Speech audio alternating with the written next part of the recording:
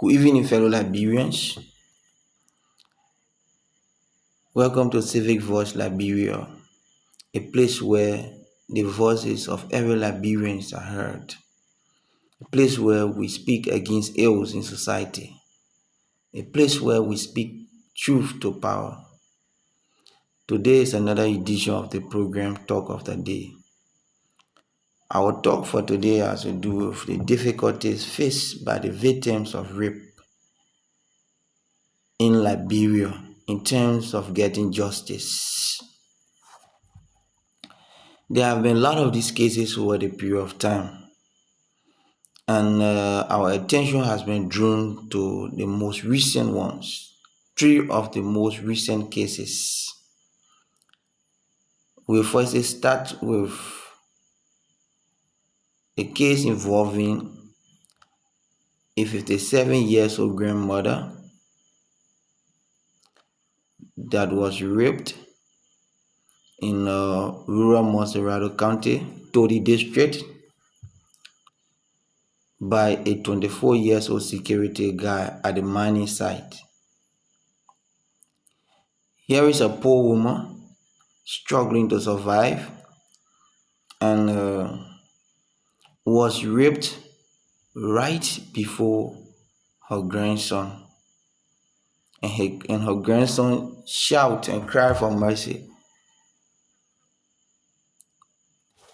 Now, this guy who did the rape, according to the interview that I listened to, which made me to even shed tears, I asked this lady for an affair, and the lady told him that the both of them are not equal. She's older than him, and that joke, she stopped. So he did not stop. Instead, he used violence, forced her against her will, and escaped the scene. Later, the community dwellers were able to arrest him and turn him over to the police. Now, the police in turn asked this lady for transport to take the perpetrator to prison, to take him to the central prison in Monrovia. The lady, she found transport, which is against the rape law of Liberia.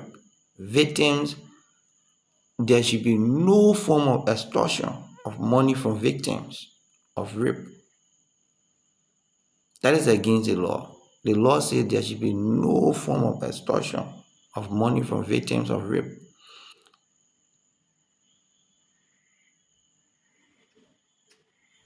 The penal law, the rape law, section 25.3, it says that. But instead they did. While the victim was in jail, that means while the perpetrator was in jail, the victim have to go around and beg community dwellers to collect 20 Liberian dollars, 50 Liberian dollars, just so they can get certain amount to take the perpetrator. For the police to keep the perpetrator in cell at the local police station while awaiting the victim to collect the transport and provide it for the victim to be taken to central prison, they also asked for extra 500 just to keep the perpetrator in cell.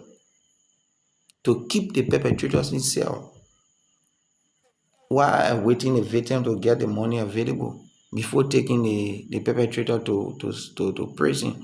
She have to pay 500 just to keep the man there, for her to go and find money to transport them to the prison. And this lady, can you imagine somebody asking community dwellers to collect 20 Liberian dollars? These are some of the issues our people are faced with in this country, and this is very bad. So Think about it. How many people in Liberia have suffered this kind of situation and they can't get justice because they don't have money? If community dwellers had not put money together and give it to that lady so that the perpetrator can be taken to prison, that means the case will go just like that. If she doesn't have money to further the case, because the rape law protects victims, there should be no money extorted from them, no illegal fee extorted from them at any level of the case. But this is happening. Now, the next case I want to talk about has to do with the Deputy Minister for Youth and Sport, Brian McGill. I witnessed the video at the time where the little girl is sitting crying and he is wearing his clothes. I witnessed that video. Initial medical reports suggested violence, violence violent action against the victim. Now, instead of keeping Brian McGill in jail, because in Liberia, rape is a non-bailable case. Rape is a non-bailable case in Liberia. But instead of Brian McGill being in jail while investigation goes on, he was outside. Brian McGill was outside while investigation was going on.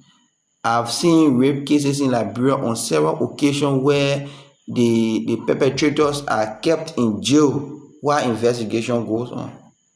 So are you telling me the process is selective? Was Brian McGill so special?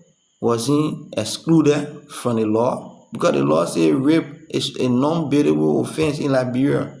So why the guy was outside? After everything, they later came back after so many delays. 4 months. They came back and told us, the police told us that they found no evidence against Brian McGill. And today, he's a free man passing around while the little girl lives with the trauma.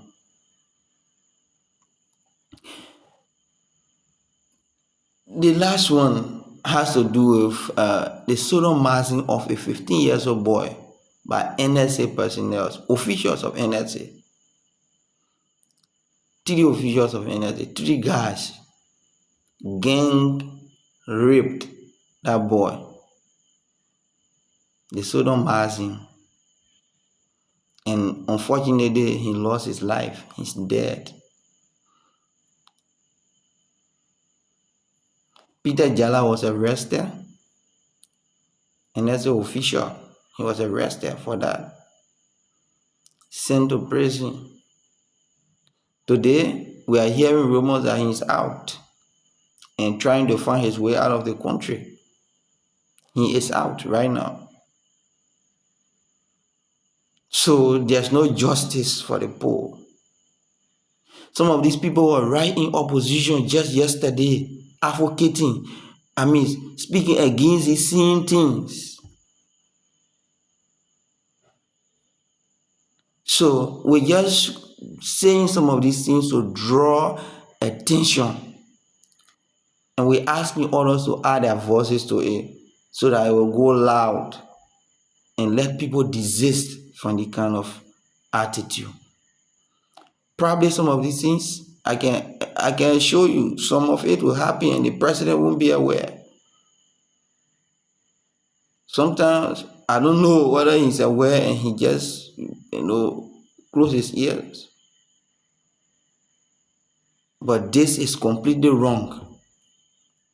And for this last one, we are actually watching this guy, this Peter Jalaga. We are watching the process. We'll see if he's going to escape this country without justice. The poor boy, he's dead. His parents they are grieving. Then you telling us that we're hearing news that he's out and trying to find his way. Is that how you treat the citizens, those who give you power?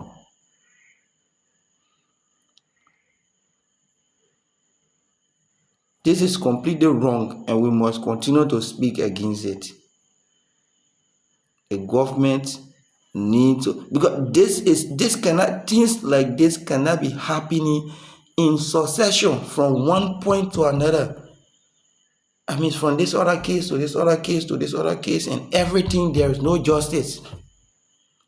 How do you expect the international community to see you, to see your government? How do you expect this?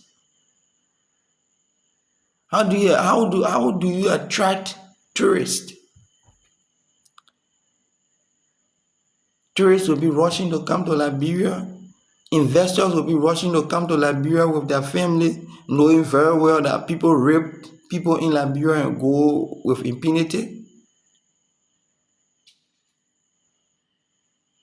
Fellow Liberians, we need to stop this. We need to stand against this. And this one, concerning this boy, we all need to be on the watch, and there must be justice. I demand justice for this 15 years old boy. Thank you. Thank you all.